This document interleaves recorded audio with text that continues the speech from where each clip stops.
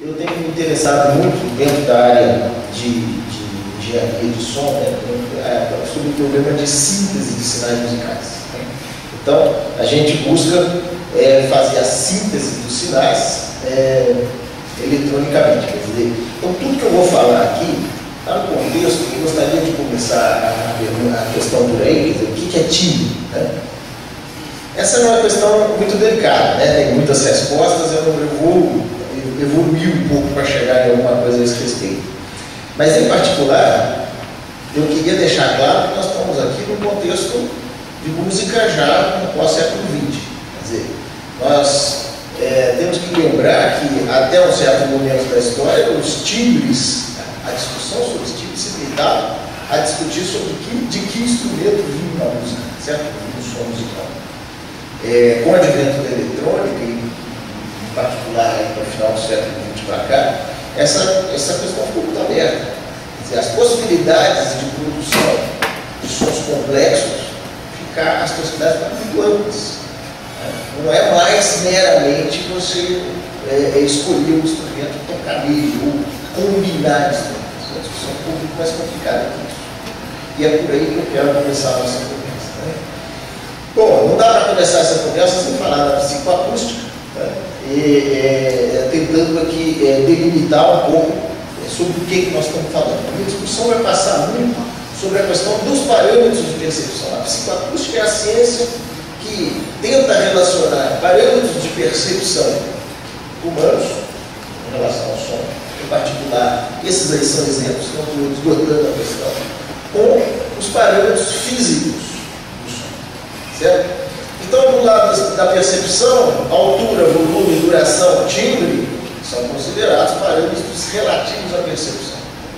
Ao passo que, do lado de lá, são as clássicas maneiras de tentar entender o sinal, através da sua frequência, do seu espectro, da potência que ele tem, as envoltórias temporais, envoltórias frequenciais, coisas desse tipo. Tá certo? Esse X aí no meio é de extender. Eu quero falar rapidamente sobre esses três parâmetros, altura, volume e duração.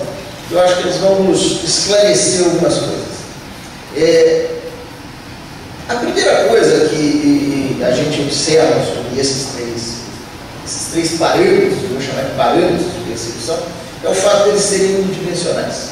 Né? Por exemplo, a altura, facilmente eu localizo ela num espaço unidimensional, ou seja, o som tem sua altura variando do mais grave para o mais agudo.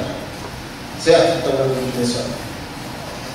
Além disso, eles são previsíveis, no seguinte sentido: é muito fácil, falando novamente de altura, isso tudo que eu vou falar sobre altura, eu deixei vermelho ali, eu posso falar também sobre volume, sobre duração. O músico sabe a priori como vai soar um determinado intervalo. Então a relação de altura é algo previsível, de uma maneira muito geral. Também, para volume, antes de ouvir, eu sei mais ou menos o que vai dar a dinâmica da música e assim, e aí em relação à duração, o ritmo da música.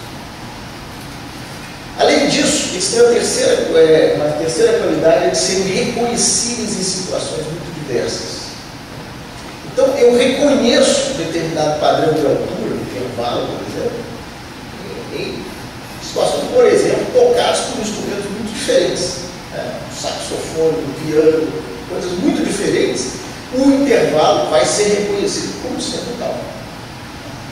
Então, essas três qualidades aí eu acho particularmente importantes e vou chamar esses parâmetros, ou qualquer parâmetro que tiver essas três propriedades, de parâmetro físico. Tá certo?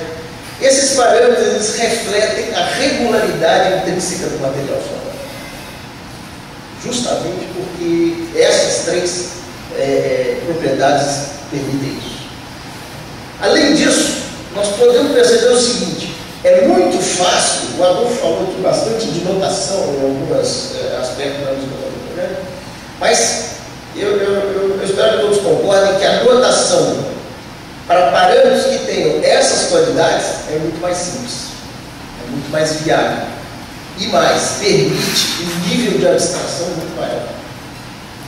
O fato de ser previsível e ser reconhecível permite ao músico, a quem compõe, trabalhar num espaço abstrato muito mais elaborado e construir coisas mais complexas. Certo? Agora, em oposição, eu queria falar do timbre. E realmente em oposição. O timbre, insisto, num contexto onde a música eletrônica já existe, onde a eletrônica já existe, que as possibilidades de produção de sons são muito amplas, ele começa o papo dizendo que ele é multidimensional. Ele não existe uma coisa, né, mais timbrosa ou menos timbrosa, não existe. Ele é claramente multidimensional. Existem estudos que tentam caracterizar o timbre de alguma maneira, como bidimensional, como tridimensional, mas claramente isso não é uma coisa simples. Na realidade, ele é intratável no seguinte sentido: é muito difícil você saber o que vai dar de maneira bem geral, você criar um modelo que permita você prever, permita você reconhecer algo que você queria fazer a priori. Certo? Não que eu não quero aqui colocar coisas que isso não se faz, ou não é possível, mas é muito menos tratável, e a questão do timbre é sempre, dentro dos parâmetros perceptivos, sempre a mais complicada. Portanto, eu prefiro dizer que o timbre, de certa forma, isso que nós chamamos de timbre, reflete na realidade a complexidade do fenômeno sonoro musical.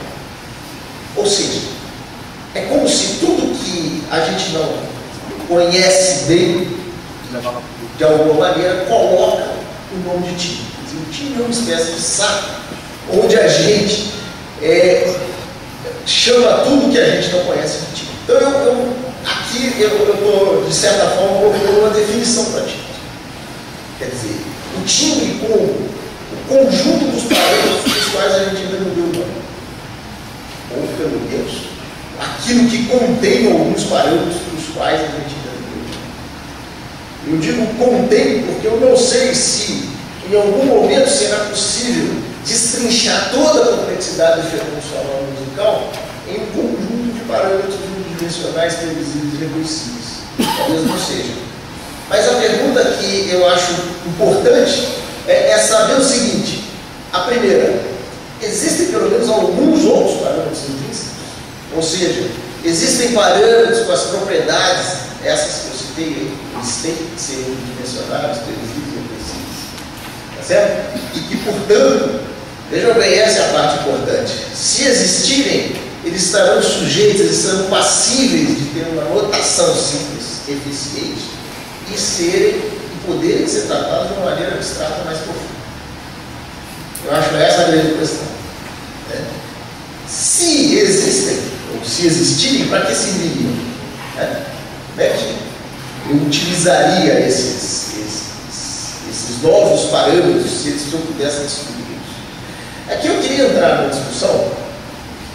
Vou fazer uma citação aqui a um sociólogo, né, a abordagem que o Norbert Elias, que é um sociólogo do século XX, de 1897 a 1990, fez várias contribuições à sociologia. Ele faz uma abordagem sobre o processo de criação artística muito interessante. Tá certo? Particularmente, ele faz isso nessa obra dele, que é Boas a Sociologia do Gênero, um livro fantástico, que eu recomendo. Muito bem. O Elias, ele começa dando uma importância fundamental à questão do sonho. Né? Ele atribui ao sonho um aspecto criativo. É lá que ocorrem as coisas, no sonho. É no sonho que as fantasias são desveladas para o artista. E muitas vezes, através de conexões incompreensíveis, e ele vai organizar, né, e transformar isso numa fantasia efetivamente, mas numa fantasia privada. Em geral, todas as pessoas podem passar por esse processo e, entretanto, a fantasia gerada dessa maneira, e uma fantasia que ainda não passou por um certo processo, continuará privada. Ela vai interessar exclusivamente aquele cara que produziu aquela fantasia. Ela vai se tornar, essa fantasia vai se tornar uma obra de arte a hora que ela puder ser vivenciada, que essa fantasia pudesse despertar no número grande de pessoas, toda uma sociedade, uma comunidade. Isso é, segundo Elias, a passagem. Quer dizer, como é que eu passo de uma fantasia privada para uma obra de arte? É através desse processo, né? Então ele supõe aí no meio uma ponte, quer dizer, existe uma ponte e cruzar essa ponte é a criação da obra de arte. Essa é a ideia do Elias. Para cruzar essa ponte ainda, seguindo o raciocínio de Elias, o músico, o artista, aliás ele fala isso no processo criativo de modo geral, deve ser capaz de subordinar o poder da fantasia às regularidades intrínsecas do material sonoro. É essa capacidade, ou seja, a capacidade de fantasiar sobre um certo material sonoro que vai fazer a coisa. Mas ainda, ele tem que ser capaz de manter, de produzir um fluxo de fantasias por meio do material. Essa é a ideia de Elias de produção do obra. Muito bem, só que aqui ele corre riscos. Ele tem que fazer isso sem perder a espontaneidade, o dinamismo e a força do obra. Pois bem, para conseguir isso, existe uma condição. A condição é a completa intimidade com as regularidades do material. Com as regularidades intrínsecas do material. Aí tem um risco. Por quê? Porque para ter essa completa intimidade, ela é atingida a partir de um treinamento intensivo na manipulação do material. E através de um grande conhecimento de suas propriedades. Sabidamente os músicos fazem isso. E é isso que dá a eles essa intimidade que permite essa lida com a fantasia através do material. Resta aí um risco, porque esse treinamento e esse grande conhecimento pode levar à perda de espontaneidade. Ele manifesta aí, Elias, um conflito. Esse conflito é essencial para ele. Certo? Esse conflito entre essa intimidade e esse fluxo de fantasias, ele vê esse conflito como sendo esse conflito entre o nosso lado animal, sensível aos impulsos associados às fantasias, e o nosso lado racional, sensível às demandas das regularidades intrínsecas do material. Eu entendo até que esse esquema que o Elias coloca aí talvez seja a forma mais microscópica, mais atômica dessa discussão que nós estamos fazendo aqui hoje. Essa discussão entre ciência e arte. Porque isso ocorre dentro do indivíduo, na hora da produção. Nós estamos falando talvez da mesma interface. E a reconciliação dessas duas coisas é, segundo Elias, a condição fundamental de existência do artista.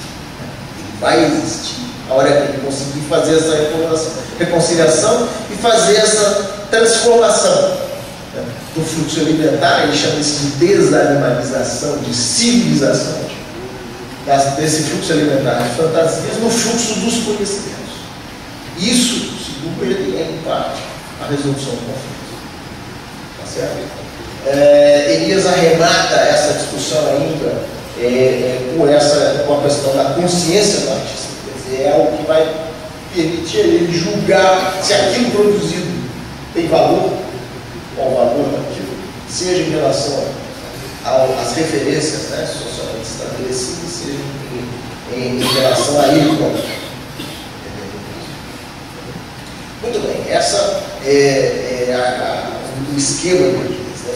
Eu entendo que a visão de Elias, nesse caso, ela releva bastante a importância da questão dos parâmetros intrínsecos do material sonoro. E essa é a questão que eu queria discutir. Sem dúvida nenhuma, respondendo um pouco à segunda questão que eu coloquei lá no início, para que serviriam esses novos parâmetros, eu acho que claramente eles permitiriam uma maior intimidade do músico em relação às regularidades intrínsecas do material sonoro.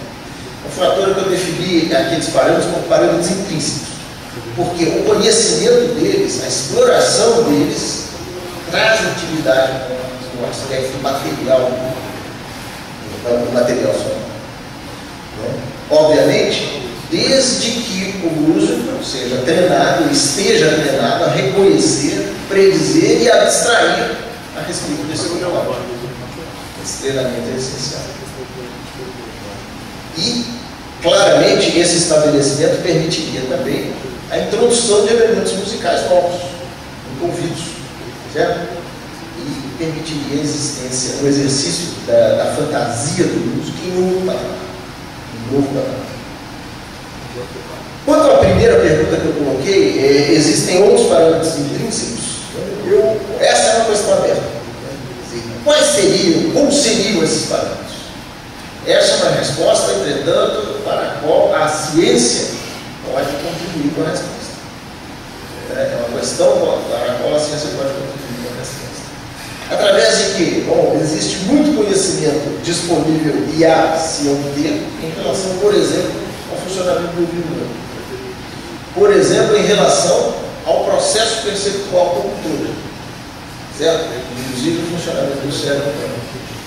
E a combinação de todos esses conhecimentos com técnicas avançadas de processamento de sinais, eu entendo que pode resultar num processo, né, de elevação desse patamar muito grande. Bom, além disso, obviamente, outros aspectos aí que a gente não consegue imaginar agora, que eventualmente no futuro fique claro. Bom, em conclusão, eu queria fechar minha fala deixando essas duas questões aí, né? Primeiro, a questão em relação a esse ponto, o conhecimento desses novos parâmetros percentuais, que eu acho que é uma fronteira importante, né, com a qual a ciência pode contribuir com a arte, permitiria, então, um exercício da fantasia musical em patamares que talvez ainda não tenham sido experimentados, eu digo talvez, existem coisas já feitas que talvez digam respeito exatamente a isso. E permitiria também a síntese, né? A produção de sons cujas qualidades responderiam àquilo desejado pelo compositor no nível de abstração hoje e alcançado. O nível de abstração para compor, para construir, seria outro. Está aqui no outro patamar. É isso aí, obrigado.